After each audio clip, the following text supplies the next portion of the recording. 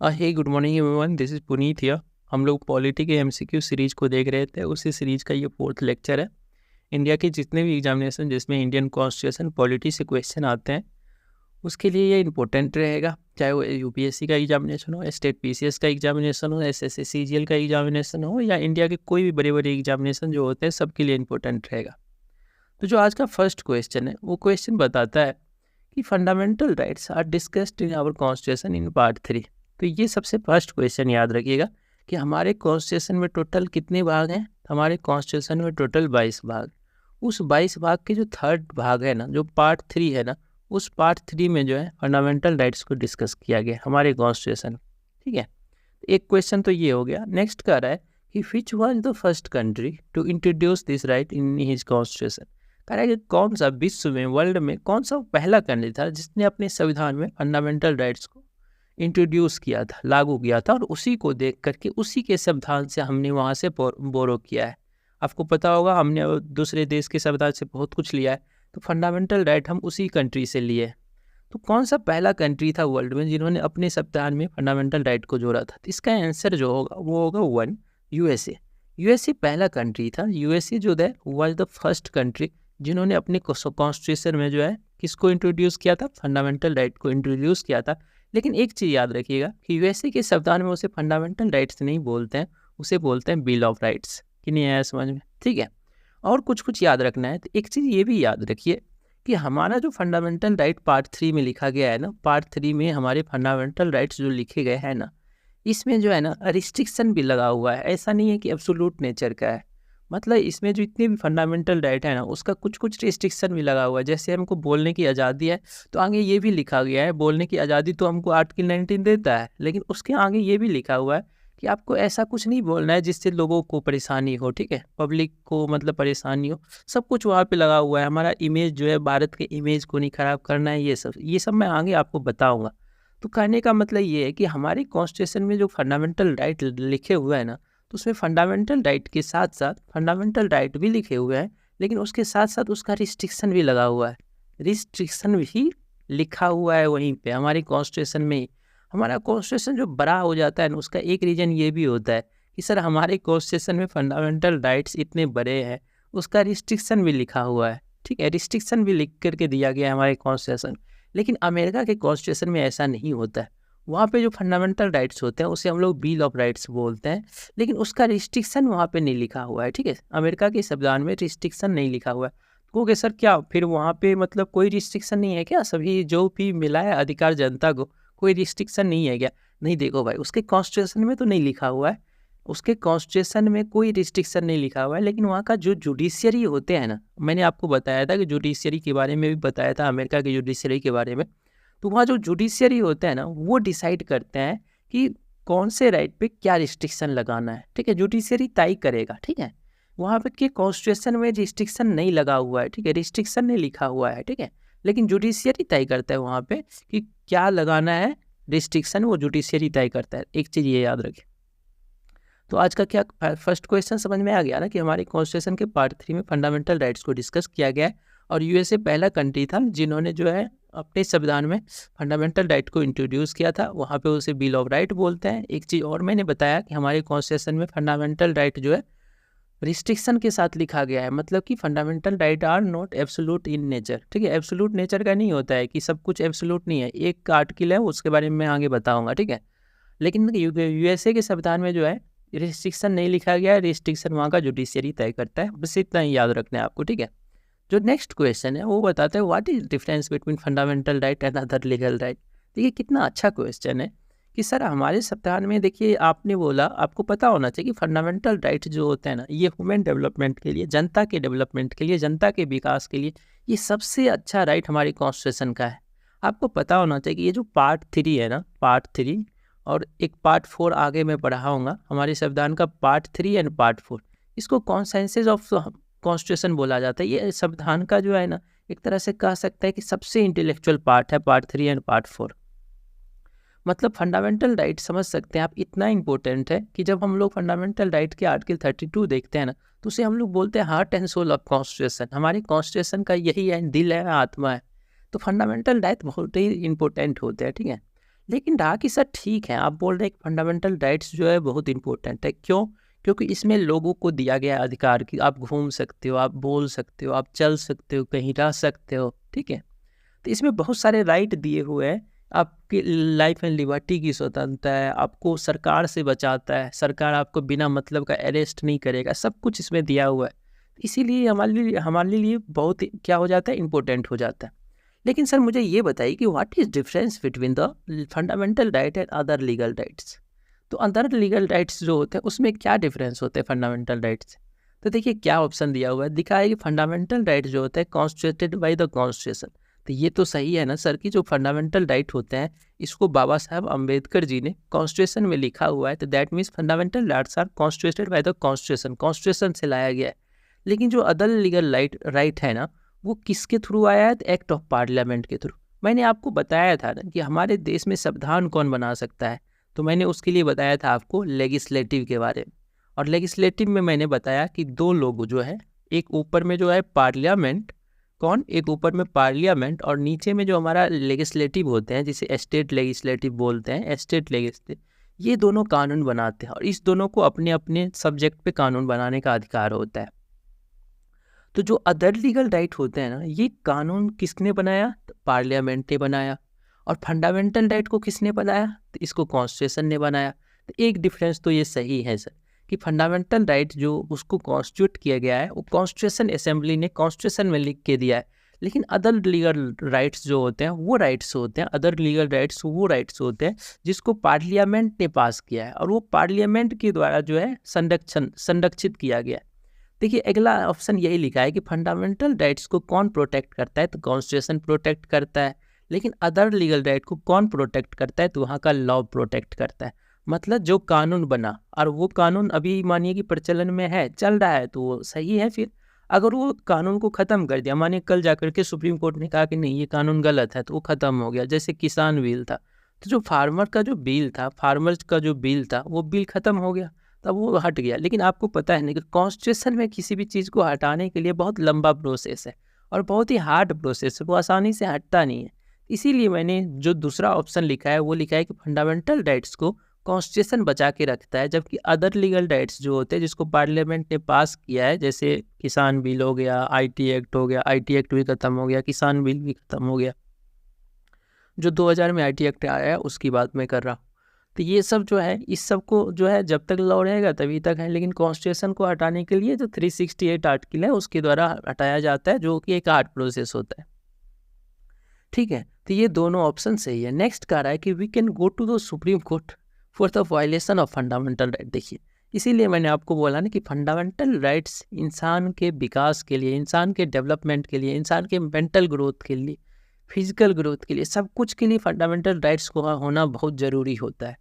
इसीलिए fundamental rights में अगर आपको उल्लंघन हो ना, तो आप डायरेक्ट कहाँ चला जा सकते हैं? सुप्रीम कोर्ट चला जा सकते हैं। आपको पता होगा कि आपको मानिए परेशानी हुआ, भारत कंट्री में आपको परेशानी हुआ, तो आप कहाँ जाते हैं? आप केस करने जाते हैं। केस करते हैं तो आप सबसे पहले तो डिस्ट्रिक्ट कोर्ट जाते होंगे, फिर उसके बाद हाई कोर्ट जाते होंगे, फिर सुप्रीम कोर्ट जाते होंगे। लेकिन अगर आपका फंडामेंटल राइट वायलेट्स होता है तो आप डायरेक्ट सुप्रीम कोर्ट जा सकते हैं। यही लिखा है कि we can go to Supreme Court for violation of fundamental rights, but other legal right जो पार्लियामेंट से पास हुआ, इसके लिए आपको सबसे पहले लोअर कोर्ट जाना होगा। तो ये भी सही आंसर है। ठीक है, तो ये तीनों डिफरेंस था कि सर फंडामेंटल राइट्स और अदर लीगल राइट्स जो पार्लियामेंट के लॉ के थ्रू बना है उसमें क्या डिफरेंसेस होता है। तो इसका आंसर होगा all the above. Fundamental right हमारी कॉन्स्टिट्यूशन के द्वारा बनाया गया है, जबकि अदर लीगल राइट्स जो है ये हमारे जो है पार्लियामेंट के ने इसे बिल के थ्रू पास किया है। फंडामेंटल राइट को कॉन्स्टिट्यूशन बचा के रखता है, उसको बदलना बहुत ही मुश्किल होगा। अदर लीगल राइट जो होते हैं ये जो होते हैं हमारे लॉ ऑफ द लैंड के द्वारा प्रोटेक्टेड रहते हैं, जब तक वो कानून ऐसा ही चल रहा है, कानून हटा तो ख़त्म। अगर आपके फंडामेंटल राइट्स में वायलेशन होता है तो आप डायरेक्ट सुप्रीम कोर्ट जा सकते हैं, लेकिन अदर लीगल राइट में आपको सबसे पहले डिस्ट्रिक्ट कोर्ट जाना होगा, फिर हाई कोर्ट, फिर सुप्रीम कोर्ट। तो ये क्वेश्चन आई थिंक आप लोग को समझ में आ गया होगा। जो नेक्स्ट क्वेश्चन है, ये क्वेश्चन मैंने आपको बता दिया कि फंडामेंटल राइट क्या एब्सोल्यूट है हमारे देश में। तो देखिए एब्सोल्यूट का मतलब क्या होता है? कंप्लीट। एब्सोल्यूट का मतलब क्या होता है? कंप्लीट। तो क्या हमारे देश में जो हमको मानिए कि आर्टिकल 19 में जब आपको पढ़ाऊंगा तो उसमें लिखा हुआ है कि फ्रीडम ऑफ एक्सप्रेशन, मतलब कोई भी आदमी को जो बोलने का आज़ादी, बहुत सारे आज़ादी हैं। जब मैं आर्टिकल 9 बताऊंगा तो उसमें बताऊंगा कि 6 राइट हम लोग को मिला हुआ है, जिसमें से एक मैं आपको सिंपल सा बता रहा हूँ कि जो बोलने का आज़ादी है हम लोग को, right to freedom of expression, क्या ये आपको लग रहा है कि एब्सोल्यूट नेचर का है? क्या हम कुछ भी बोल सकते हैं क्या? तो सबसे पहली बात तो याद रखिए कि हमारी कॉन्स्टिट्यूशन में जो भी फंडामेंटल राइट्स लिखे गए हैं ना, वो एब्सोल्यूट नेचर का नहीं, हर एक में रिस्ट्रिक्शन लगा हुआ है। तो एब्सोल्यूट का मतलब होता है कंप्लीट नेचर का, जिसपे कोई रिस्ट्रिक्शन नहीं हो, ठीक है। तो हमारे देश में ऐसा नहीं है। हमारे देश में जो भी फंडामेंटल राइट लिखे गए हैं ना, तो वो एब्सोल्यूट नेचर के नहीं है, ठीक है। तो इसका आंसर क्या होगा कि are fundamental rights are absolute in nature, तो नो एक्सेप्शन जो है, no except a few fundamental. देखिए इसका आंसर 3 होगा, क्योंकि यहाँ लिखा है कि no except a few fundamental right, answer 3 होगा। क्यों? क्योंकि एक फंडामेंटल राइट है जिसको हम लोग फंडामेंटल राइट जो आर्टिकल 17 में लिखे गए हैं, आर्टिकल जो 17 है ना, ये एक ऐसा फंडामेंटल राइट है जो एब्सोल्यूट नेचर का है। क्योंकि सर ये आर्टिकल कौन सा है जो एब्सोल्यूट नेचर का है?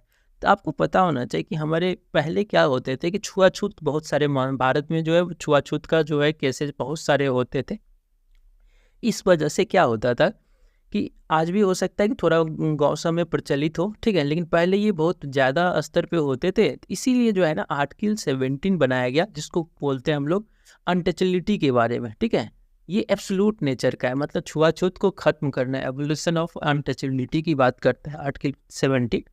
तो छुआछूत को खत्म, ये इसमें कोई रिस्ट्रिक्शन नहीं है, ठीक है, इसमें कोई रिस्ट्रिक्शन नहीं है कि मतलब इसको खत्म करना ही करना है, ठीक है। तो ये एक आर्टिकल है जो एब्सोल्यूट नेचर का है, लेकिन और जितने भी आर्टिकल है हमारे कॉन्स्टिट्यूशन में, सब में कुछ ना कुछ एक्सेप्शन लगा हुआ है। तो पूछा था कि क्या हमारे फंडामेंटल राइट एब्सोल्यूट नेचर का है, तो no except of few fundamental right, कुछ फंडामेंटल राइट को छोड़ करके और सभी एब्सोल्यूट नेचर का नहीं है।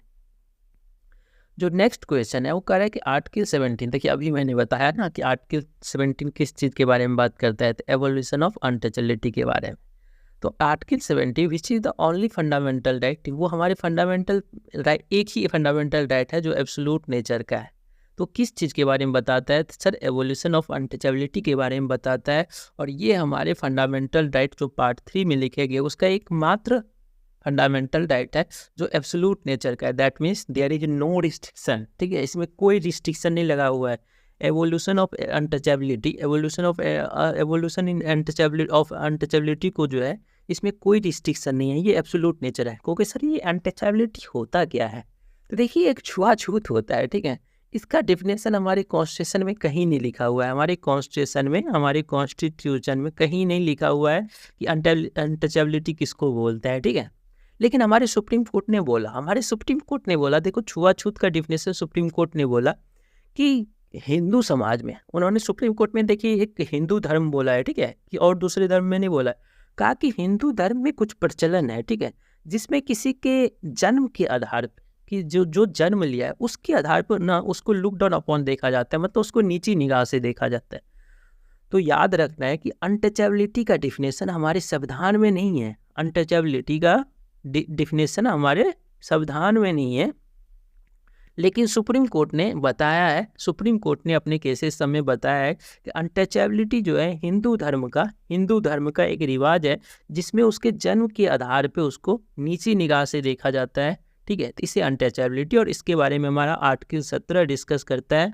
और ये एक ऐसा फंडामेंटल राइट है जो एब्सोल्यूट नेचर का है। There is no restriction in this article, ठीक है, आर्टिकल 17। जो नेक्स्ट क्वेश्चन है कह रहा है कि which cases of supreme court are related to the article 13(1), ठीक है। तो कह रहा है कि कौन सा केसेज जो है हमारा आर्टिकल, सबसे पहले तो आप ये याद रखिए कि हमारा जो फंडामेंटल राइट है ना कॉन्स्टिट्यूशन में, वो 12 से लेकर के 35 तक लिखा हुआ है। 12 से लेके 35 तक जो है, 12 से लेके 35 तक, ठीक है, 12 से लेके 35 तक जो है हमारा फंडामेंटल राइट लिखा गया है। 12 से लेके 35 तक ये हमारे फंडामेंटल राइट लिखे गए हैं। कहाँ? हमारे कॉन्स्टिट्यूशन में, आर्टिकल 12 से लेकर के 35 तक। ये हमारे पार्ट 3 में आते हैं। कौन से भाग में आते हैं? तो पार्ट 3, कॉन्स्टिट्यूशन के पार्ट 3 में आते हैं। क्योंकि सर आर्टिकल 12 क्या था? देखिए आर्टिकल 12 डिफिनेशन था, ठीक है, आर्टिकल 12 डिफिनेशन को बताता है फंडामेंटल राइट सब के बारे में। और आर्टिकल 30 से आगे हम लोग अब देखेंगे फंडामेंटल राइट, तो उसमें सबसे पहला क्वेश्चन यही बताया है कि देखिए सर, जो हमारा जो आर्टिकल 13 का 1 है ना, वो लिखा हुआ है कि which cases of supreme court में इस पे बहुत सारे केसेज हुए। तो कह रहा है कि कौन सा केसेज जो है ना आर्टिकल 31 से रिलेटेड है, ठीक है। तो देखिए सबसे पहले तो ये याद रखिए कि आर्टिकल 31 को ही डॉक्ट्राइन ऑफ इक्लिप्स बोलते हैं, ठीक है। और ये इंपॉर्टेंट हो जाता है यूपीएससी के दृष्टिकोण से, स्टेट बीसीएस के दृष्टिकोण से, कि सर डॉक्ट्राइन ऑफ इक्लिप्स के बारे में थोड़ा बताइए, ठीक है। तो देखिए डॉक्ट्राइन ऑफ इक्लिप्स बोलता है हमारा सबसे पहले तो आर्टिकल 31 जो है ना 13 का जो 1 है ना 13 का 1 ये बोलता है कि कोई भी इंडिया में कोई भी कानून, any law in force in India before the commencement of constitution, हमारे कमेंसमेंट ऑफ कॉन्स्टिट्यूशन, हमारे कॉन्स्टिट्यूशन बनने से पहले हमारे इंडिया में जितने भी लॉ थे ना वो सब जो होगा अनकॉन्स्टिट्यूशनल हो जाएगा, वो सब खत्म हो जाएगा। क्या हो जाएगा? अनकॉन्स्टिट्यूशनल हो जाएगा अगर वो फंडामेंटल राइट्स को वायलेट करता हो। कि नहीं आया समझ में? आर्टिकल 13 का 1 ने बोला, 13 का 1 ने बोला कि हमारे इंडिया में जितने भी पहले कॉन्स्टिट्यूशन बनने से पहले जितने भी कोई ऐसा लॉ था जो हमारे फंडामेंटल राइट्स को वायलेट करता हो वो सभी खत्म हो जाएगा। वो लॉ क्या हो जाएंगे? खत्म हो जाएगा, सभी लॉ खत्म हो जाएगा। कि नहीं आया समझ? ये हमारा आर्टिकल 13 का 1 बोलता है। तो आपको क्या लग रहा है कि आज भी ऐसा है क्या सर, कि जितने भी हमारे पुराने लॉ हैं, क्या जो हमारे संविधान के बनने से पहले बना, क्या वो सभी राइट्स, वो सभी लॉ अगर हमारे फंडामेंटल राइट्स को क्या करते हैं, हमारे फंडामेंटल राइट्स के साथ जो है अगर वो फंडामेंटल राइट्स के आगे आ रहा हो, फंडामेंटल राइट्स को वायलेट कर रहा हो, ठीक है, तो क्या वो ख़त्म हो जाते हैं? तो देखिए यस, हमारा 13 का 1 तो यही बोलता है कि जितने भी हमारे प्री कॉन्स्टिट्यूशनल लॉ थे, कॉन्स्टिट्यूशन बनने से पहले वाले लॉ थे, अगर वो हमारे फंडामेंटल राइट्स को वायलेट करता हो, हमारे फंडामेंटल राइट्स के साथ फाइट करता हो, तो वो पुराने वाले लॉ को हम क्या कर देंगे? ख़त्म कर देंगे। ये हमारा आर्टिकल 13 का 1 बोलता है। तो इस पे ना बहुत सारा केसेस सुप्रीम कोर्ट में चला गया, ठीक है। सबसे जो पहला केस गया था वो Bhikaji Narayan versus state of MP cases गया था 1955 में, ठीक है। तो ये Bhikaji Narayan versus state of MP cases 1955 में गया था। और इसमें सुप्रीम कोर्ट ने बोला कि देखो भाई, इंडिया में कॉन्स्टिट्यूशन जो लागू हुआ, ठीक है, वो आपको पता होगा कि 26 नवंबर 1950 को हुआ। ये भी क्वेश्चन याद रखिएगा कि 26 नवंबर 1950, 26 नवंबर को हम लोग कॉन्स्टिट्यूशन डे भी मनाते हैं। इस दिन हमारा संविधान पूरी तरह से लागू हो गया, ठीक है। तो इससे पहले जितने भी लॉ थे जिसे हम लोग क्या बोलते हैं? प्री कॉन्स्टिट्यूशनल लॉ, मतलब हमारे कॉन्स्टिट्यूशन के लागू होने से पहले, ठीक है, प्री कॉन्स्टिट्यूशनल लॉ, ठीक है। एक चीज़ मैंने यहाँ गलती बता दिया, ठीक है, इसको थोड़ा ध्यान रखिए कि हमारा जो कॉन्स्टिट्यूशन जो था ना 26 नवंबर 1949 इस दिन थोड़ा लागू हुआ था। फिर उसके बाद जो है 26 जनवरी 1950 से पूरा कंप्लीटली लागू हो गया। तो हमारे संविधान के कंप्लीट लागू होने से पहले जितने भी लॉ थे, ठीक है, जितने भी लॉ थे उसे हम लोगों ने प्री कॉन्स्टिट्यूशनल लॉ बोला। क्या बोला? तो प्री कॉन्स्टिट्यूशनल लॉ बोला, ठीक है। कहा कि अगर ये प्री कॉन्स्टिट्यूशनल लॉ, जितने भी पुराने वाले लॉ हैं, अगर अभी जो हमने कॉन्स्टिट्यूशन बनाया उसमें जो फंडामेंटल राइट्स हैं उसको अगर वायलेट करेगा तो ख़त्म हो जाएगा। लेकिन जब ये केसेस सुप्रीम कोर्ट के पास गया ना, Bhikaji Narayan versus state of MP case, तो इसमें सुप्रीम कोर्ट ने बोला कि देखो भाई, उसको ख़त्म मत करो, जो हमारा संविधान बना उससे पहले वाले लॉ को ख़त्म मत करो, उसको ख़त्म करने की ज़रूरत नहीं है, उसको बस शैडो में रख दो। उसको क्या करो? शैडो में रख दो। उसको शैडो में रखने का मतलब समझ रहे हैं ना? किसी चीज़ को हम लोग ने ख़त्म नहीं किया, उसको शैडो में रख दिया, जब उसका काम आएगा तब उसका हम देखेंगे, उसको भी देख लेंगे। तो सुप्रीम कोर्ट ने बोला कि जितने भी हमारे संविधान के लागू होने से पहले वाले लॉ थे जिसे हमने प्री कॉन्स्टिट्यूशनल लॉ बोला, ठीक है, प्री कॉन्स्टिट्यूशनल लॉ बोला, उसको ख़त्म नहीं करेंगे, उसको जो है शैडो में रख देंगे। कहाँ पे रख देंगे? शैडो में, ठीक है। और फिर उसको कब निकालेंगे शैडो से? उसको तभी निकालेंगे जब जो है हमारा फंडामेंटल राइट और अदर लॉ जो है, जितने भी अदर लॉ है, वो अगर एक दूसरे से क्लैश करेगा ना, एक दूसरे से झगड़ा करेगा, क्लैश करेगा, एक दूसरे के जब सामने आएगा ना, तब उस कॉन्स्टिट्यूशन का भी हेल्प लेंगे, ठीक है, ऊपर जो पुराने कॉन्स्टिट्यूशन थे उसका भी। अभी देखिए ये थोड़ा एक दिमाग वाला काम हुआ, ठीक है। Bhikaji Narayan versus state of MP cases में सुप्रीम कोर्ट ने बोला कि हमारे जितने भी कॉन्स्टिट्यूशन से पहले वाले लॉ थे उसको ख़त्म करने की क्या ज़रूरत है भाई, उसको भी रहने दो ना, उससे भी कुछ हमको सीखने को मिल सकता है। तो हमारे कॉन्स्टिट्यूशन के लागू होने से पहले जितने भी पहले लॉ कॉन्स्टिट्यूशन चल रहे थे भारत में, उसको ख़त्म मत करो, उसको शैडो में रख दो, उसको क्या करो, शैडो में रख दो। इसीलिए हमने इसको इक्लिप्स बोला। इक्लिप्स का मतलब शैडो होता है ना, इसीलिए इस कॉन्सेप्ट को डॉक्ट्राइन ऑफ इक्लिप्स बोला जाता है। तो सुप्रीम कोर्ट ने बोला कि इसको शैडो में रख दो, और इस शैडो को हम लोग तभी हटाएंगे जब हमारे फंडामेंटल राइट्स और हमारे और भी जितने भी लॉ है, अगर ये सब अगर एक दूसरे से लड़ाई करने लगेगा ना, एक दूसरे से क्लैश करेगा ना, तब इस फंडामेंटल राइट्स और लॉ को क्लैश को ख़त्म करने के लिए हम इसका भी क्या लेंगे, हेल्प लेंगे। तो ये क्लैश, ये इसीलिए इसको शैडो में रख दिया कि नहीं आया समझ। तो ये केसेस था Bhikaji Narayan versus state of MP cases. तो इसका मतलब ये आंसर सही है। मतलब 13 का जो 1 है, इससे रिलेटेड बहुत सारे केस हुए हैं। एक केसेस का नाम था Bhikaji Narayan versus state of MP case. जो दूसरा केस है वो भी इसी से रिलेटेड है, Deepchand versus state of UP cases. ये 1959 में हुआ था। इसमें सुप्रीम कोर्ट ने बोला, देखो ये जो मैंने अभी बोला था ना कि शैडो में रखने के लिए, जिसे हमने डॉक्ट्राइन ऑफ इक्लिप्स बोला। कौन सा Eclipse? Doctrine of Eclipse. Doctrine मतलब एक होता है कि एक सिद्धांत होता है डॉक्ट्राइन का मतलब। तो उन्होंने, सुप्रीम कोर्ट ने क्या बोला था? सुप्रीम कोर्ट ने बोला था कि कॉन्स्टिट्यूशन बनने से पहले जितने भी लॉ थे, जिसे हम लोग ने प्री कॉन्स्टिट्यूशनल लॉ बोला, प्री कॉन्स्टिट्यूशनल लॉ बोला, तो कहा कि ये केवल इसी को शैडो में रखेंगे, हम लोग इसको ही क्या करेंगे, शैडो में रखेंगे। नहीं आया सर। सुप्रीम कोर्ट ने Deepchand versus state of UP cases में बोला कि देखिए, संविधान बनने के बाद भी बहुत सारे लॉ बने होंगे जो हमारे फंडामेंटल राइट्स को वायलेट करते होंगे, ठीक है। तो कहा कि केवल इसी को शैडो में रखना है, और अगर संविधान बनने के बाद कोई ऐसा लॉ बना दिया पार्लियामेंट ने, और वो हमारे अगर फंडामेंटल राइट्स को वायलेट करेगा ना, तो उसको हम शैडो में नहीं रखेंगे, उसको डायरेक्ट हम अनकॉन्स्टिट्यूशनल करके उसको ख़त्म कर देंगे। कि नहीं आया समझ। तो Deepchand versus state of UP cases में सुप्रीम कोर्ट ने बोला कि देखो, ये जो डॉक्ट्राइन ऑफ इक्लिप्स का कॉन्सेप्ट है ना, वो केवल प्री कॉन्स्टिट्यूशनल लॉ के लिए है। आफ्टर कॉन्स्टिट्यूशन कोई ऐसा लॉ सरकार ने बनाया जो हमारे फंडामेंटल राइट्स को वायलेट करेगा ना, तो उसको हम डायरेक्ट ख़त्म कर देंगे, ठीक है, क्योंकि वो फंडामेंटल राइट्स को ख़त्म कर रहा है इसीलिए। तो जो दूसरा केसेस था, ये भी हमारे किस चीज़ से रिलेटेड था? Doctrine of Eclipse, that mean 13(1) से। एक और केस गया सुप्रीम कोर्ट के पास, जिसका नाम था अंबिका मिल वर्सेस स्टेट ऑफ गुजरात का केस है 1974। इस केस में सुप्रीम कोर्ट ने बोला, अपने ही पुराने वाले लॉ जो उन्होंने डिसीजन दिया था ना, उसी को उन्होंने ख़त्म किया या एक्सटेंड किया, ठीक है। सुप्रीम कोर्ट ने बोला, देखो भाई, जो शैडो में हम लोग ने रखा है ना, वो प्री कॉन्स्टिट्यूशनल लॉ को रखा है, हमारे संविधान बनने से पहले वाले लॉ को रखा है।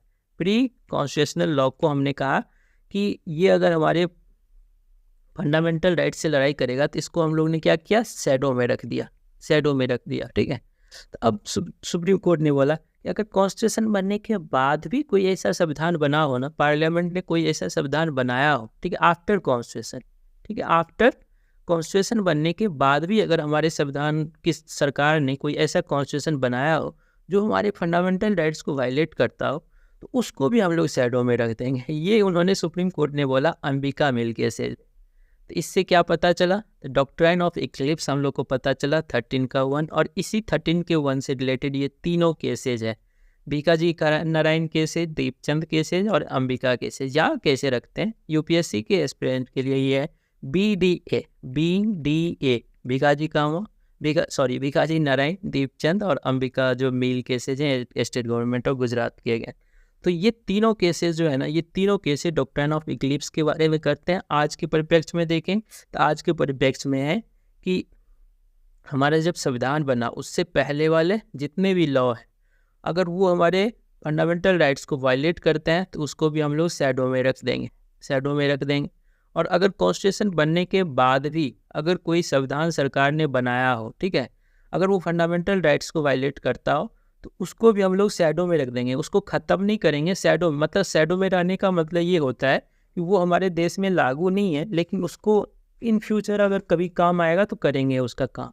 इन फ्यूचर कब काम आएगा? तो जब फिर कोई लॉ बनेगा और वो हमारे फंडामेंटल राइट्स के साथ क्लैश करेगा ना, कोई लॉ और फंडामेंटल राइट्स के बीच में जब लड़ाई होगा ना, तब इस सब का भी हम हेल्प लेंगे, जिसको हमने डॉक्ट्राइन ऑफ इक्लिप्स में रखा हुआ है, मतलब शैडो में रखा हुआ है। तो ये क्वेश्चन आई थिंक आपको समझ में आ गया होगा। Doctrine of eclipse UPSC state PCS के मेंस में डायरेक्ट पूछे जाते हैं। नेक्स्ट क्वेश्चन है, which article of the constitution says that, हमारे कॉन्स्टिट्यूशन के कौन सा आर्टिकल बताता है दैट कि state shall not make any law which take away या ब्रीच फंडामेंटल राइट। कह रहा है कि कौन सा ऐसा हमारा कॉन्स्टिट्यूशन का आर्टिकल है जो बताता है कि सरकार जो है ना, स्टेट जो है, कोई भी ऐसा लॉ नहीं बनाएगा जिससे हमारे फंडामेंटल राइट्स को छोटा कर सके, ब्रीज कर सके, हमारे फंडामेंटल को राइट को छीनने के लिए कोई ऐसा कॉन्स्टिट्यूशन नहीं बनाएगा। अगर बनाएगा तो उसे हम अनकॉन्स्टिट्यूशनल कर देंगे, ऐसा सुप्रीम कोर्ट कर देगा। ठीक है, तो देखिए हमारे फंडामेंटल राइट को कितना सुरक्षित रखा गया है। हमारे फंडामेंटल राइट्स मैंने बोला ना कि ये हमारे लिए बहुत इंपॉर्टेंट होता है, इसीलिए संविधान में बहुत सारे प्रोविज़न किए गए ताकि हमारे जो फंडामेंटल राइट्स को उसको बचाया जा सके। तो कह रहा है कि कौन सा आर्टिकल बोलता है कि हमारे फंडामेंटल राइट्स को बचाने के लिए सरकार कोई भी ऐसा कॉन्स्टिट्यूशन नहीं बनाएगा जो हमारे फंडामेंटल राइट्स को क्या करता हो, लेता हो, छीनता हो या छोटा करता हो। तो ये हमारा आर्टिकल जो है ना 13 का 3 बताता है, 13 का 2 बताता है। 13 का 2 बताता है कि कोई भी आर्टिकल सरकार नहीं, कोई भी संविधान सरकार नहीं बनाएगी जो हमारे फंडामेंटल राइट्स को छीनता हो। ठीक है, लेकिन देखिए इसके आगे भी एक केस हुआ है। ठीक है, और फिर उस केस में हम लोग देखे हैं कि फिर इस पर थोड़ा सा लिबर्टी मिला है, पार्लियामेंट को, संविधान बनाने वाले को लिबर्टी मिला है। तो सबसे पहले मैंने 13 का 1 बताया आपको, 13 का 1 बताया जिसमें मैंने आपको डॉक्ट्राइन ऑफ इक्लिप्स के बारे में बताया, डॉक्ट्राइन ऑफ इक्लिप्स के बारे में। फिर उसके बाद जो है डॉक्ट्राइन ऑफ इक्लिप्स के बाद 13 का 2 याद रखिए, ये 13 का 1 था। ठीक है, उसके बाद 13 का 2 बताता है, 13 का 2 ये है हमारा आंसर जो इसका है। 13 का 2 बताता है कि सरकार कोई भी ऐसा कानून नहीं बनाएगी जो हमारे फंडामेंटल राइट्स को ब्रीच करता हो, हमारे फंडामेंटल राइट को छीनता हो, कोई ऐसा सरकार कानून नहीं बनाएगी। ये 13 का 2 बोल। नेक्स्ट क्वेश्चन हमारा है कि first amendment act 1951 include which of the following. मतलब हमारे संविधान का जो पहला संशोधन हुआ था ना, वो कब हुआ था? तो 1951 में हुआ था। ठीक है, और इसमें क्या सब इंक्लूड किया गया उसको पूछ रहा है कि क्या सब इंक्लूड किया गया था। तो इंट्रोडक्शन ऑफ 15 का 4, हमारे आर्टिकल में 15 को 4 को इंक्लूड किया गया, तो ये सही है, 15 का 4 इंक्लूड किया गया था। अभी इसके बारे में बताता हूँ। उसके बाद रीजनेबल रिस्ट्रिक्शन लगा दिया गया, किस में लगाया था? राइट टू ऑक्यूपेशन में। राइट टू ऑक्यूपेशन मतलब किसी को जो व्यवसाय करने का अधिकार होता था उसमें एक रिस्ट्रिक्शन लगाया गया, और वो किस आर्टिकल के द्वारा लगाया गया? तो 19 के 6 आर्टिकल के द्वारा। ठीक है, तो ये भी सही आंसर है। और उसके बाद शेड्यूल 9 भी जोड़ा गया संविधान में, तो ये भी सही ऑप्शन है। तो इसका आंसर जो होगा वो तीनों होगा। मतलब अमेंडमेंट जो फर्स्ट अमेंडमेंट 1951 था उसके थ्रू ये तीनों चीज़ जोड़ा गया था। आपको कि सर ये क्या था, क्यों अमेंडमेंट करने की ज़रूरत बोला? तो देखिए हमारा जो आर्टिकल 15 है ना, आर्टिकल 15 ये बताता है कि किसी भी पर्सन को सरकार जो है ना, कि सरकार जो है, स्टेट जो है, किसी भी पर्सन को डिस्क्रिमिनेट नहीं करेगा उसके रीजन, उसका जो है रिलीजन को देख करके, उसके रेस को देख करके, उसके सेक्स को देख करके, उसके कास्ट को देख करके, या उसके प्लेस ऑफ बर्थ। ये जो 5 है ना, इस 5 बेसिस पे जो है ना सरकार जो है किसी को डिस्क्रिमिनेट नहीं करेगा। कौन सा बेसिस मैंने आपको बताया? तो मैंने बताया रिलीजन के बेसिस पे, रेस के बेसिस पे, कास्ट के बेसिस पे, प्लेस ऑफ बर्थ के बेसिस पे। ठीक है, और एक कौन सा छूट गया था? रिलीजन, रेस, कास्ट और सेक्स के बेसिस पे।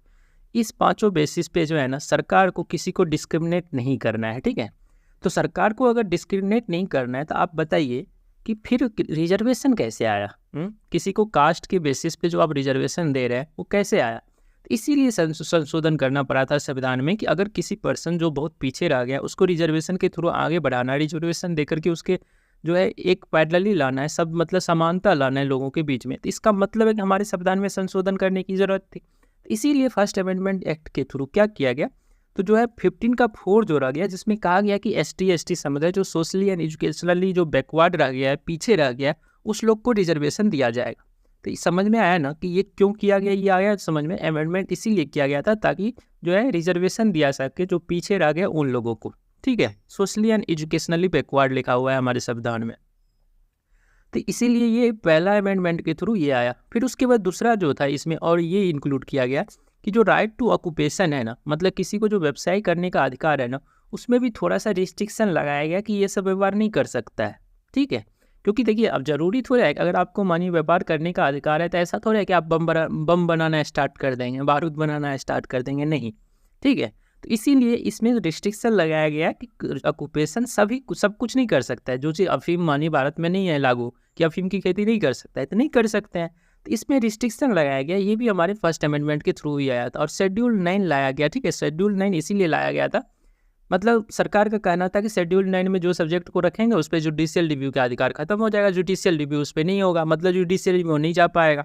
ठीक है, तो ये तीनों चीज़ को फर्स्ट अमेंडमेंट के थ्रू जोड़ा गया था। लेकिन रहा क्वेश्चन कि सर फर्स्ट अमेंडमेंट जो कर रहा है ये तो हमारे फंडामेंटल राइट से रिलेटेड है सभी का सभी, तो फंडामेंटल राइट को वायलेट तो हो रहा है ना। फंडामेंटल राइट जो हमारा कह रहा था कि समानता का अधिकार, राइट टू इक्वलिटी की बात कर रहा था, पहला वायलेशन तो उसका देखे हमने कि कास्ट के बेसिस पे रिजर्वेशन मिल रहा है, तो ये एक वायलेशन हो गया। दूसरा हमने देखा कि हमको व्यवसाय का अधिकार है, वो भी वायलेशन था हमारा। ठीक है, और जुडिशियल रिव्यू का भी अधिकार अगर हम लोग देखेंगे तो आर्टिकल 32 जो है जुडिशियल रिव्यू का अधिकार बोलता है, तो ये भी हमारा गलत हो गया। तो मतलब इसका मतलब क्या सर, अमेंडमेंट कर सकता है कोई ऐसा, संविधान में कुछ ऐसा चीज़ जोड़ सकता है जो हमारे फंडामेंटल राइट को वायलेट करेगा? तो इसीलिए जो है ना, देखिए इसीलिए ये केस, इस पर बहुत सारा सुप्रीम कोर्ट में केस गया। ठीक है, तो सबसे पहले शंकरी प्रसाद का केस गया, और शंकरी प्रसाद के केस में जो है supreme court, Shankari Prasad versus union government of India, इसके केस गया 1951 में। जिस समय फर्स्ट अमेंडमेंट हुआ उसी समय ये केस गया सुप्रीम कोर्ट में, और सुप्रीम कोर्ट में इसमें कहा, शंकरी प्रसाद के केस में सुप्रीम कोर्ट ने कहा कि parliament had goat the two type of legal power. Parliament के पास दो टाइप का पावर होता है, एक होता है ऑर्डिनरी लेजिस्लेटिव पावर, एक होता है ऑर्डिनरी लेजिस्लेटिव पावर, और एक होता है constitutional legislative power. Constitutional legislative power, इसका मतलब क्या है? देखिए इसका मतलब ये है कि देखिए पार्लियामेंट को अमेंड करने का अधिकार है, संविधान में अमेंड कर सकता है। ठीक है, मैंने आपको बताया था कि आर्टिकल 368 के द्वारा कॉन्स्टिट्यूशन को अमेंड करने का अधिकार होता है पार्लियामेंट के पास।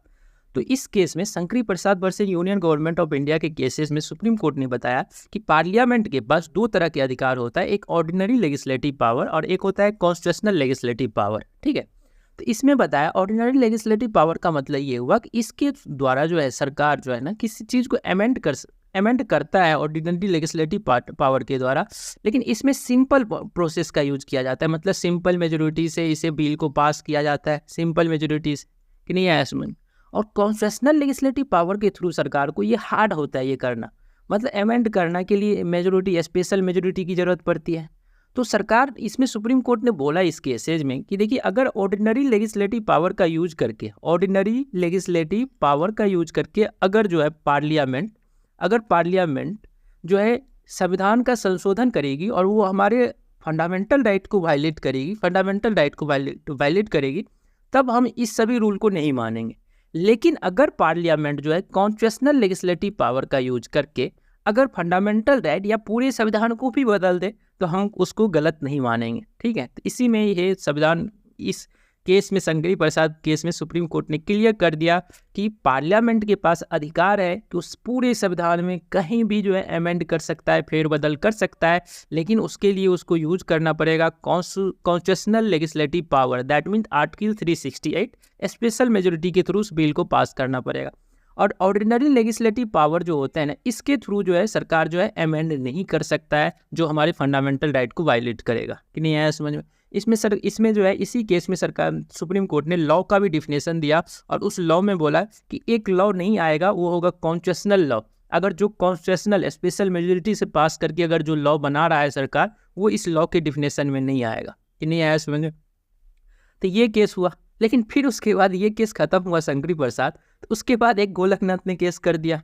Golaknath state government of Punjab के बीच में 1967 में एक केस गया, और इस केस में पता है क्या हुआ? इस केस में बोला कि सर हमारे संविधान को पढ़िए और संविधान के आर्टिकल 368 को पढ़िए। आपने बोला ना कि पार्लियामेंट के पास पावर है कि वो संविधान के पूरे को फेरबदल कर सकता है, लेकिन उसको कॉन्स्टिट्यूशनल लेजिस्लेटिव पावर का यूज करना है, मतलब दैट मीन्स 368 का यूज करके स्पेशल मेजोरिटी से उस बिल को पास करना पड़ेगा, हार्ड प्रोसेस होता है। आपने बोला, लेकिन आप कॉन्स्टिट्यूशन को पढ़िए और उस आर्टिकल में पढ़िए, उस आर्टिकल में लिखा हुआ है कि process of amend the constitution. उसमें क्या लिखा है? Process the amend of constitution. तो उसमें ये कहाँ लिखा गया है कि पार्लियामेंट के पास ये पावर है कि वो अमेंड करेगा कॉन्स्टिट्यूशन को? मतलब केवल जो है 368 आर्टिकल में, इस केस में 368 आर्टिकल का जिक्र किया गया कि सर इसमें तो केवल ये लिखा है कि प्रोसेस है, बस ये एक प्रोसेस दिया गया है कि अमेंड कैसे करना है। पावर किसके पास है, कौन अमेंड करेगा, ये बात तो लिखा ही नहीं है। फिर सरकार को जब ये बात पता चला और सुप्रीम कोर्ट ने इसमें कहा कि हाँ सही आप कह रहे हैं, इसमें तो केवल प्रोसेस लिखा हुआ है, पावर पार्लियामेंट के पास है, ये तो कहीं लिखा ही नहीं है। तो फिर जो है सरकार को जब ये बात पता चला, सरकार को तो सरकार ने एक 24वां अमेंडमेंट किया, 24th अमेंडमेंट किया, और उस अमेंड के द्वारा सरकार ने आर्टिकल 368 के लैंग्वेज को बदल दिया और वहाँ पे प्रोसेस एंड लिख दिया, and power, process and power to amend the constitution. कि नहीं आया समझ में? तो देखिए यहाँ से कितना सारा क्वेश्चन आ गया कि 24वां अमेंडमेंट किस चीज़ से रिलेटेड है। तो सर 24वां अमेंडमेंट जो है, 24th अमेंडमेंट जो है, वो बताता है कि जो हमारा आर्टिकल 368 था ना, उस 368 आर्टिकल में पहले लिखा हुआ था कि process to amend the constitution, लेकिन उसके बाद जो गवर्नमेंट जो था, गवर्नमेंट ने जो ये केस चला गया गोलकनाथ का केस है, तब गवर्नमेंट ने एक 24वां अमेंडमेंट करके, 24वां कॉन्स्टिट्यूशनल अमेंडमेंट करके गवर्नमेंट ने इसमें process and power to amend the constitution लिख दिया, जो आज भी एग्जिस्ट करता है। आज भी आपको पता होगा कि हमारे 368 आर्टिकल को पढ़ेंगे तो उसमें यही लिखा हुआ है, process and power to amend the constitution, मतलब ये पावर किसके पास है, उसका क्या प्रोसेस होगा, इसके बारे में बताता है। फिर उसके बाद केशवानंद भारती का केसेस गया। केशवानंद भारती केसेस इंडिया का, ये भी याद रखना है आपको कि केशवानंद भारती केसेस इंडिया का सबसे बड़ा बेंच वाला केसेस है, ठीक है। इस बेंच में टोटल 10 जो है जज बैठे हुए थे, 10 जज ने बैठ करके इसमें जो है, आपको पता होना चाहिए कि देखिए 5 से ऊपर जब जज का बेंच बैठते हैं ना, तो उसे कॉन्स्टिट्यूशनल बेंच बोलते हैं। इसमें सबसे ज़्यादा आज तक के इंडिया के इतिहास में सबसे ज़्यादा नंबर ऑफ जजेस जो है इस बेंच में बैठे थे। तो ये केशवानंद भारती केसेस जो है पॉलिटी का एक सबसे बड़ा केसेस है, ठीक है। तो इस केस में सुप्रीम कोर्ट ने बोला एक चीज़ और, बोला सुप्रीम कोर्ट ने, और सुप्रीम कोर्ट ने बोला कि देखिए क्या है कि पार्लियामेंट के पास राइट है, क्या है, पार्लियामेंट के पास राइट है, पार्लियामेंट के पास राइट है कि वो पूरे कॉन्स्टिट्यूशन को भी अमेंड कर सकता है, लेकिन कौन से पावर का यूज करके, तो कॉन्स्टिट्यूशनल लेजिस्लेटिव पावर का यूज करके। Constitutional legislative power that mean 368 power special majority से बिल को पास करके अमेंड कर सकता है। लेकिन कहा कि इस केस में, केशवानंद भारती केसेस में बोला कि लेकिन एक चीज़ को पार्लियामेंट को ध्यान रखना पड़ेगा। भाई कौन सी चीज़ को ध्यान में रखना पड़ेगा, तो बेसिक स्ट्रक्चर ऑफ कॉन्स्टिट्यूशन। क्या, basic structure of constitution, basic structure of constitution को ध्यान में रख के पार्लियामेंट करेगा। क्योंकि सर ये बेसिक स्ट्रक्चर ऑफ कॉन्स्टिट्यूशन क्या होता है, देखिए हमारा जो कॉन्स्टिट्यूशन बना है ना, तो उसका कुछ बेस होगा ना, कुछ उसका पिलर होगा ना, जिसको वायलेट नहीं करना है पार्लियामेंट को। ऐसा नहीं कि पार्लियामेंट डेमोक्रेसी खत्म कर दे, सॉवरेनिटी खत्म कर दे, पार्लियामेंट्री गवर्नमेंट ही खत्म कर दे, फेडरल नेचर जो हमारे गवर्नमेंट का उसको खत्म कर दे। केशवानंद भारती के केस में से खास सुप्रीम कोर्ट ने कहा कि देखिए पार्लियामेंट पूरे अमेंड कर सकता है कॉन्स्टिट्यूशन को अपनी कॉन्स्टिट्यूशनल लेजिस्लेटिव पावर का यूज करके, लेकिन बेसिक स्ट्रक्चर ऑफ कॉन्स्टिट्यूशन को वायलेट नहीं करना चाहिए। बेसिक स्ट्रक्चर ऑफ कॉन्स्टिट्यूशन आपको होगी sir, basic structure of constitution का मतलब थोड़ा बता दीजिए। तो देखिए बेसिक स्ट्रक्चर ऑफ कॉन्स्टिट्यूशन के बारे में सुप्रीम कोर्ट ने कभी पूरा डिफिनेशन नहीं दिया। सुप्रीम कोर्ट बस बोलते जा रहा है कि देखो ये भी बेसिक स्ट्रक्चर ऑफ कॉन्स्टिट्यूशन है। जैसे मैं बताऊं, सॉवरेनिटी, जो सॉवरेनिटी इंडिया का जो सॉवरेन पावर होता है, ये कहा कि बेसिक स्ट्रक्चर है। उसके बाद उन्होंने बोला कि जो सेकुलर नेचर है हमारे कॉन्स्टिट्यूशन का, तो सेकुलर नेचर भी हमारा कॉन्स्टिट्यूशन का जो है बेसिक स्ट्रक्चर। जो हमारे कॉन्स्टिट्यूशन का फेडरल नेचर है, ये भी हमारा basic structure. Parliamentary form of government है, पार्लियामेंट्री फॉर्म ऑफ गवर्नमेंट, ये भी हमारा बेसिक नेचर है। ऐसे एक्सेस टू जस्टिस, मतलब एक्सेस टू जस्टिस जो है ये भी हमारा बेसिक नेचर है। सेपरेशन ऑफ पावर, ये भी हमारा basic nature of the constitution है, ठीक है। मतलब जितना भी चीज़ मेन था ना, सब कुछ जो कहा ये सब हमारे बेसिक स्ट्रक्चर में आएगा, और इसको बिना वायलेट किए हुए पार्लियामेंट के पास राइट है कि कॉन्स्टिट्यूशनल अमेंडमेंट के कॉन्स्टिट्यूशनल पावर का यूज करते हुए पूरे कॉन्स्टिट्यूशन को भी अमेंड कर सकता है। आई थिंक ये क्वेश्चन आप लोग को समझ में आ गया होगा। फर्स्ट अमेंडमेंट एक्ट 1951 जो था, इसमें 3 चीज़ किया गया था। आर्टिकल 15 का 4 जोड़ा गया था, जिसके द्वारा रिजर्वेशन का पॉलिसी लागू किया गया ताकि लोगों का भला हो सके, जो गरीब रह गए, पीछे रह गए, उनको भला हो सके। दूसरा, उन्होंने 19 के 4 आर्टिकल को ऐड किया, जिसके द्वारा जो है कोई भी पर्सन जो है ऑक्यूपेशन जो है कुछ भी ऑक्यूपेशन नहीं कर सकता है, उसके लिए रिस्ट्रिक्ट किया गया।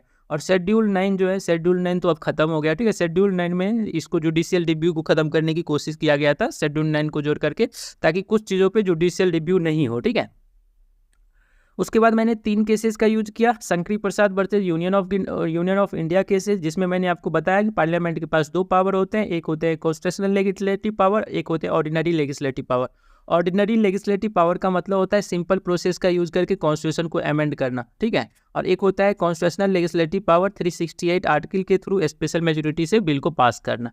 उसके बाद गोलकनाथ केसेज में यही बात हुआ कि पावर, और केवल इसमें प्रोसेस लिखा हुआ है, 368 आर्टिकल में केवल लिखा है कि कॉन्स्टिट्यूशन को अमेंड कैसे किया जाएगा, प्रोसेस ऑफ अमेंडमेंट लिखा हुआ है, किसके पास करने का पावर है ये तो लिखा ही नहीं है। इसीलिए गवर्नमेंट ने 24वां अमेंडमेंट, ये इंपॉर्टेंट है, 24th अमेंडमेंट लाया। इस अमेंडमेंट के थ्रू इसमें कॉन्स्टिट्यूशन के 368 आर्टिकल में बदलाव किया गया, और इस आर्टिकल में केवल एक वर्ड जोड़ा गया, process and power to amend the constitution, ठीक है। आपको पता होगा कि 368 आर्टिकल अमेंडमेंट को बताता है, तो 368 आर्टिकल में प्रोसेस पहले से लिखा था, इसमें केवल पावर वर्ड को जोड़ा गया, ठीक है।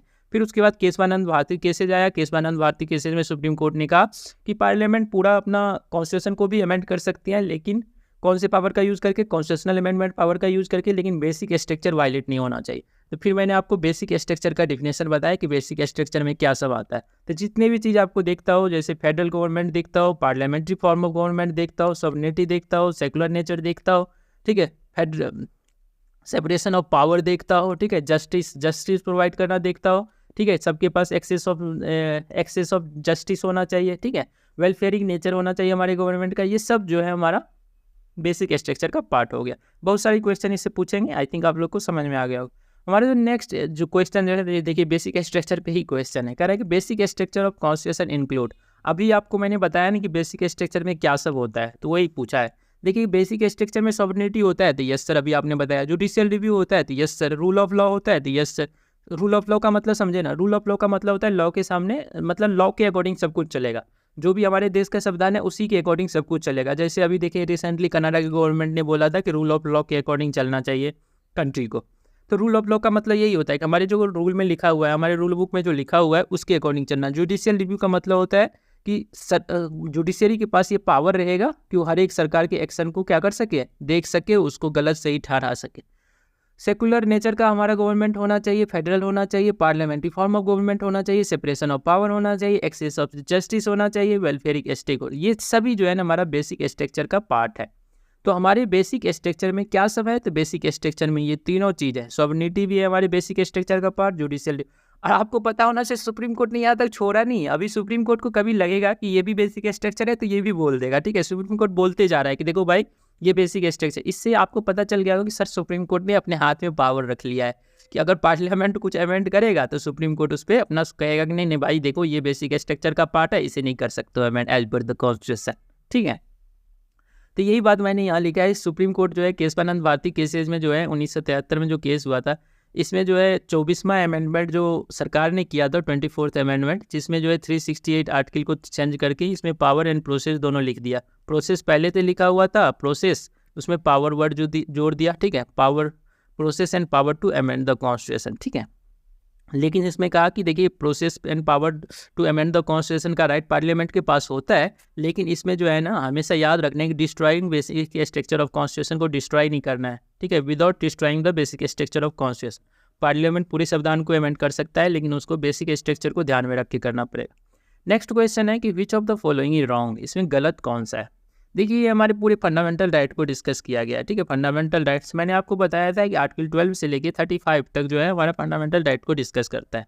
मैंने आपको बताया कि आर्टिकल 12 जो है ये हमारा डिफिनेशन बताता है। फिर मैंने आपको आर्टिकल 13 बताया था, जिसमें मैंने डॉक्ट्राइन ऑफ इक्लिप्स का जिक्र किया था। बहुत ही इंपॉर्टेंट कॉन्सेप्ट है डॉक्ट्राइन ऑफ इक्लिप्स। नेक्स्ट देखिए फंडामेंटल राइट जो आर्टिकल 14 से लेके 18 तक है, इसमें 5, 14, 15, 16, 17, 18 ये पांचों हमारा राइट टू इक्वलिटी के बारे में बात करता है। मतलब कि राइट टू इक्वलिटी मतलब सभी को समानता का अधिकार होना चाहिए। उसके बाद आर्टिकल 19 से लेकर के 22 तक ये हमारा राइट टू फ्रीडम, हम लोग को किस चीज़ की स्वतंत्रता है उसके बारे में बात करते हैं। आर्टिकल 23, 24 दो राइट है इसमें, ये हमारा बताता है राइट अगेंस्ट द एक्सप्लॉयटेशन, मतलब किसी भी पर्सन को एक्सप्लॉइट नहीं करना। जैसे किसी पर्सन को जो है बेगारी मजदूरी नहीं करवाना है, ठीक है, एक्सप्लॉइट नहीं करना है किसी लोगों को। फिर उसके बाद 25 से लेकर 28 इसमें भी 4 राइट है। इसमें रिलीजियस फ्रीडम की बात की गई है कि हर एक पर्सन को जो है अपना रिलीजियस फ्रीडम जितना भी उसका जो भी मतलब दिमाग में चलता है रिलीजन के प्रति वो सब करने का उसके पास राइट है। उसके बाद 19 और 29 और 30 होना चाहिए, 29 और 30 जो है ये हमारा बताता है कल्चरल एंड एजुकेशनल राइट के बारे में। और आर्टिकल 32 जिसे मैंने बताया था heart and soul of the constitution right to constitutional remedy, ठीक है। इसका आंसर सभी है, ये जितने भी लिखे गए हैं वो सही है, सभी का सभी सही है, इसमें गलत कोई नहीं है, ठीक है। हाँ कोई इसमें गलत नहीं, ऑल द अबव करेक्ट, ठीक है। ये लास्ट ऑप्शन इसका। अब इसको याद कैसे रखना है तो देखिए थोड़ा ध्यान से देखिए, 14 से 18 इसमें 5 है, ठीक है। तो ये हमारा राइट टू इक्वलिटी की बात करता है। 5 के बाद फिर आएगा राइट टू फ्रीडम, इसमें 4 आएगा, ठीक है, जो 19 से लेके 22 तक। 18 के बाद 19 आता है 4। फिर उसके बाद 2 आएगा राइट अगेंस्ट द एक्सप्लॉयटेशन। फिर उसके बाद 4 आएगा। फिर उसके बाद देखिए 5, 4, 2, 4, 2 ऐसे ही याद करते हैं, 5, 4, 2, 4, 2। और लास्ट में एक आता है, वो हम लोग को पता है, राइट टू कॉन्स्टिट्यूशनल डिमेंड। इसके बारे में तो डीपली हम लोग को पढ़ना है, ठीक है। तो पहला राइट टू इक्वलिटी, उसके बाद राइट टू फ्रीडम, उसके बाद राइट अगेंस्ट द एक्सप्लॉयटेशन, उसके बाद रिलीजियस राइट के बारे में, रिलीजियस क्या फ्रीडम है, उसके बाद कल्चरल एंड एजुकेशनल राइट के बारे में। तो ये 5 4 2 याद करके रखना है, ऐसे ऐसे करके याद रखिएगा। और हमारा ये समानता का अधिकार, स्वतंत्रता का अधिकार, शोषण के विरुद्ध अधिकार जो है, धार्मिक स्वतंत्रता का अधिकार, जो हमारा कल्चरल जो है ये कल्चरल एंड एजुकेशनल राइट, और हमारा जो है राइट टू कॉन्स्टिट्यूशनल डिमेंड। इसका मतलब होता है कि जितने भी फंडामेंटल राइट है उसको कैसे सुरक्षित रखना है, उसके लिए सुप्रीम कोर्ट हाई कोर्ट के पास पावर दी गई है कि कैसे इस अगर आपके फंडामेंटल राइट अगर उल्लंघन होते हैं, वायलेट होते हैं, तो आप डायरेक्ट सुप्रीम कोर्ट में जा सकते हैं। तो ये जितने भी हैं हमारे सभी फंडामेंटल राइट है, ये सभी इंपॉर्टेंट है। फंडामेंटल राइट को पूरे याद करने के लिए हम लोग इस तरीका का यूज करते हैं, 5 4 2 4 2, ठीक है। ये भी ध्यान आपको रखना पड़ेगा। सबसे पहले समानता का अधिकार है, राइट टू इक्वलिटी है, उसके बाद राइट टू फ्रीडम है, उसके बाद एक्सप्लॉयटेशन के अगेंस्ट है राइट, रिलीजियस फ्रीडम का राइट है, फिर कल्चरल एंड एजुकेशनल राइट, उसके बाद राइट टू कॉन्स्टिट्यूशनल रिमेडी का राइट, ठीक है। नेक्स्ट क्वेश्चन है हमारा कि the concept equality before law and rule of law. ये देखिए, ये बीपीएससी के क्वेश्चन पूछा गया है कि इक्वलिटी बिफोर लॉ मतलब कि लॉ के सामने सब लोग समान हो गए। मतलब एक लॉ है हमारे देश में जिसे हम लोग कॉन्स्टिट्यूशन बोलते हैं, इसके सामने प्राइम मिनिस्टर भी इक्वल होंगे और एक गरीब आदमी जो है वो भी इक्वल होंगे। इसे ही हम लोग बोलते हैं इक्वलिटी बिफोर लॉ, ठीक है। और दूसरा मैंने अभी आपको बताया कि rule of law, rule of law, इसके बारे में मैं क्या बताया आपको। रूल ऑफ लॉ का मतलब हुआ कि देश जो है ना रूल के अकॉर्डिंग चलेगा, मतलब जो हमारा कॉन्स्टिट्यूशन बोलेगा उसके अकॉर्डिंग चलेगा। रूल ऑफ लॉ, लॉ का ही रूल रहेगा और किसी का नहीं रहेगा रूल, राजा महाराजा का या किसी के डेमोक्रेटिक गवर्नमेंट है ना, तो यहाँ पे लॉ जो है सबसे ऊपर होगा, मतलब लॉ का शासन चलेगा और किसी का। कह रहा है कि ये दोनों कॉन्सेप्ट हमने किसके संविधान से लिया है, मतलब क्यों कहाँ पे ये होता था जो हम लोग ने लिया अपने संविधान में। ये दोनों का दोनों हमने यूके से लिया है, यूनाइटेड किंगडम से हमने दोनों का दोनों लिया है यूके से, कि नहीं यार समझ। तो यूनाइटेड किंगडम से हमने क्या सब चीज़ लिया है, ये क्वेश्चन इंपॉर्टेंट भी है। इक्वलिटी बिफोर लॉ और रूल ऑफ लॉ को हमने कहाँ से लिया है, तो यूके गवर्नमेंट से लिया है, ध्यान रखना ये, ठीक है। जो नेक्स्ट क्वेश्चन है वो बात कर रहा है कि इक्वल प्रोटेक्शन ऑफ लॉ हमने कहाँ से लिया है। इक्वल प्रोटेक्शन ऑफ लॉ का कॉन्सेप्ट हमने कहाँ से लिया है, तो यूएसए से लिया है, इक्वल प्रोटेक्शन ऑफ लॉ। अब कहोगे सर ये दोनों में क्या अंतर है। अभी जो आपने पिछला बताया आपने, और उसमें आपने बताया कि वहाँ बात करता है इक्वलिटी की। तो देखिए जो हमने बताया ना इक्वलिटी बिफोर लॉ, और अभी मैं बात कर रहा हूँ equal protection of law. Equality before law बोलता है, ये जो इक्वलिटी बिफोर लॉ है ये बोलता है कि सब लोग एक जैसे होंगे। इक्वलिटी बिफोर लॉ क्या बोलता है कि सब लोग को एक जैसे रखना है। अगर सब लोग को एक जैसे रखना है, मतलब इक्वल बिफोर लॉ, लॉ के सामने सब लोग एक जैसे होंगे, तब तो इसका मतलब है आपको कहिएगा कि मुकेश अंबानी और एक गरीब आदमी, इस दोनों को भी इक्वल रखना पड़ेगा आपको। हाँ, तब तो आप कहिएगा कि मतलब गरीब लोग को मुकेश अंबानी के साथ मतलब सबको लॉ के सामने एक जैसा रखना है, लॉ के सामने एक जैसा रखना है। तो देखिए तब इसका मतलब रिजर्वेशन तो एग्जिस्ट ही नहीं करता है, क्योंकि रिजर्वेशन तो आप जो दे रहे हैं वो गलत हो जाएगा। तो देखिए इक्वलिटी बिफोर लॉ बात कर रहा है कि इक्वलिटी सभी के बीच में होना चाहिए, मतलब सभी को हम लोग को इक्वल ट्रीट करना है। स्टेट को, स्टेट जो है सभी को इक्वल ट्रीट करेगा। और इक्वल प्रोटेक्शन ऑफ लॉ बोलता है कि इक्वलिटी मेंटेन करना है among equal, equality among equal, मतलब कि equality of the treatment to all in equal circumstances, मतलब जो जिस तरह जीवन यापन कर रहा है उसके बीच में आपको इक्वलिटी लाना है, न कि एक गरीब आदमी को मुकेश अंबानी के सामने खड़ा कर दीजिएगा, ऐसा नहीं करना है। इसीलिए गरीब आदमी को रिजर्वेशन दिया गया, कि नहीं आया इसमें। रिजर्वेशन जो है हमारा, इसको हम लोग कह सकते हैं एक पॉजिटिव डिस्क्रिमिनेशन है, मतलब कि नहीं आया समझ, एक पॉजिटिव कंस्ट्रक्टिव डिस्क्रिमिनेशन है। मतलब अगर हम लोग देखें इक्वलिटी बिफोर लॉ को, तो वहाँ तो कह रहा है कि भाई रिजर्वेशन होना नहीं चाहिए, सबको एक समान देखना है सरकार को, लॉ के सामने सब लोग एक समान है। लेकिन अगर ऐसा करेंगे तो कभी भी जो पिछड़ा लोग हैं, जो पीछे रह गए हैं एजुकेशनली सब कुछ में पीछे रह गए, वो कभी आगे बढ़ पाएगा कि कभी नहीं बढ़ पाएगा। इसीलिए ये कॉन्सेप्ट आया इक्वल प्रोटेक्शन ऑफ लॉ। जो जिस तरह मतलब जो जिस सर्कमस्टांसेज में है उस सर्कमस्टांसेज को देख करके हमको इक्वलिटी मेंटेन करना है, ना कि एक गरीब आदमी को मुकेश अंबानी के साथ खड़ा करना है। इसीलिए रिजर्वेशन को हम लोग बोलते हैं पॉजिटिव डिस्क्रिमिनेशन। मतलब इसको देख के आपको लगा होगा कि सर रूल ऑफ लॉ के सामने अब इक्वल की बात नहीं कर रहा है, अब बात कर रहा है कि इक्वलिटी मेंटेन करना है, लेकिन यहाँ जहाँ जिसका सर्कमस्टांसेज एक जैसा, मतलब एक गरीब लोग है तो उसको आप गरीब जैसे ही ट्रीट कीजिए, ना कि उसको अमीर जैसे। मतलब कि एक एग्जामिनेशन है, उस एग्जामिनेशन में मानिए 100 मार्क का एग्जामिनेशन है, जो बड़े बड़े लोग हैं, जो बड़े बड़े इंस्टीट्यूट में पढ़ते हैं, वो 70 नंबर ले आते हैं, तो उसका 70 नंबर कट। और जो गरीब लोग हैं, जो ST से बिलोंग करते हैं, वो 70 नंबर कहाँ से लाएगा? उसके पास इंस्टीट्यूट में पढ़ने के लिए पैसा नहीं है, तो इसके लिए कट ऑफ कम रखेगा। तो यही इक्वल प्रोटेक्शन ऑफ लॉ बोलता है कि जो जिस सर्कमस्टांसेज में जी रहा है उसके साथ आप इक्वलिटी को बात कीजिए, ठीक है। इक्वल प्रोटेक्शन ऑफ लॉ बात करता है equality among equals, equality among equals की बात करता है इक्वल प्रोटेक्शन ऑफ लॉ, ठीक है। और जो वो हमारा जो है ये जो हमारा है इक्वलिटी बिफोर लॉ, ये बात करता है, इक्वलिटी बिफोर लॉ बात करता है कि लॉ के सामने सब लोग समान हैं। तो सब लोग समान है तब रिजर्वेशन नहीं होगा, तो लॉ के सामने सब लोग समान हो गए। इसीलिए ये कॉन्सेप्ट हमने यूके से लिया है, ये भी हमारे लिए चलता है कि लॉ के सामने सब समान है। मतलब कि हमारे कॉन्स्टिट्यूशन के सामने मोदी जी भी वही वैल्यू रखते हैं जो हमारे एक गरीब लोग रखते हैं।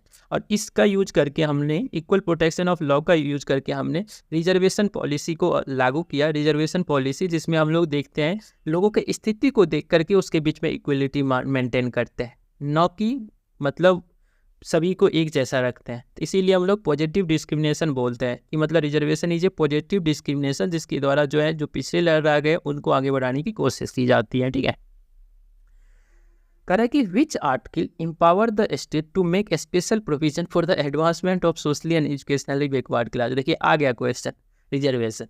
मतलब रिजर्वेशन यही है ना, आप ध्यान से देखिए, रिजर्वेशन यही है ना कि कह रहा है कि कौन सा आर्टिकल है जो सरकार को पावर देता है कि वो स्पेशल प्रोविजन बनाए, किसके लिए, किसके एडवांस करने के लिए, तो सोशली और एजुकेशनली बैकवर्ड क्लास के लिए। तो आपको कि सर सोशली वर्ड का मतलब क्या होता है, एजुकेशनली बैकवर्ड तो हम समझते हैं। देखिए सोशली बैकवर्ड का मतलब ये होता है जिसके साथ छुआछूत किया जाता है, मतलब जिसके साथ अनटचेबिलिटी किया जाता है ना, उसे हम लोग, जिसको समाज में जो है मैंने आपको बताया था लुक डाउन अपॉन, नीचे निगाह से जिसको देखते हैं ना, उसे सोशली बोलते हैं। उसी के लिए आपको पता होगा कि हमारे देश में मंडल कमीशन, रोहिणी कमीशन सब बना था, उसके बारे में आगे डिस्कस करूंगा। तो आप बताइए सबसे पहले कि ये जो रिजर्वेशन आया है सोशली एंड एजुकेशनली बैकवर्ड लोगों के लिए, जिसमें हमारे SC ST OBC ये सब आते हैं। OBC को 2 भाग में तोड़ दिया गया है, क्रीमी लेयर और नॉन क्रीमी लेयर, ठीक है। तो ये सब जो आते हैं ये कौन से आर्टिकल से आया है, तो ये हमारा आर्टिकल 15 का 4 है। अभी देखिए आपको मैंने बताया था कि 15 का 4 जो है अमेंडमेंट के थ्रू ही लाया गया था, ठीक है। 15 का 4 जो था हमारा, 15 का 4 ही हम लोग को राइट देता है किसके बारे में, कि इसके एडवांसमेंट के लिए सरकार को काम करना है। तो नहीं आया समझ में आपको? तो सरकार को जो काम करना है वो 15 के 4 के थ्रू इन लोगों के एडवांसमेंट के लिए, सोशली एंड जो एजुकेशनली बैकवर्ड क्लास रह गए उसके एडवांसमेंट के लिए काम करना है, ठीक है। तो ये क्वेश्चन आपको समझ में आया कि ये हमारा 15 का 4 बोलता है। तो आज के वीडियो में इतना ही, ठीक है। Thank you everyone.